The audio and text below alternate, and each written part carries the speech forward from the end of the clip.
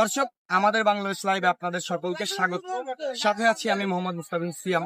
আমি ইতিমধ্যে সরাসরি যুক্ত হয়েছি ঢাকা টাঙ্গাইল মহাসড়কে। আমি যদি আপনাদেরকে একটু দেখাই যে এখানে বর্তমান পরিস্থিতি, ঠান্ডা রেখে ঘরমুখো মানুষের ঢল নেমেছে সড়ক জুড়ে, আর তারই প্রভাব পড়েছে এই মুহূর্তে ঢাকা টাঙ্গাইল মহাসড়কের বাইপাইল এলাকায়।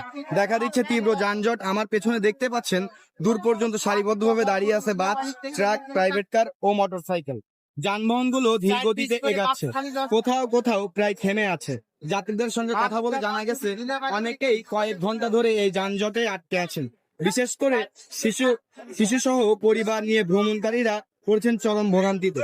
চলাফেরা করছেন অতিরিক্ত যানবাহনের চাপ, বিভিন্ন জায়গায় ধীর গতির কারণে এই যানজটের সৃষ্টি হয়েছে। তবে সংশ্লিষ্ট কর্তৃপক্ষরা বলেছেন যানজট নিরসনে কাজ করতে ট্রাফিক পুলিশ। তারা চেষ্টা করছে দ্রুত পরিস্থিতি স্বাভাবিক করতে।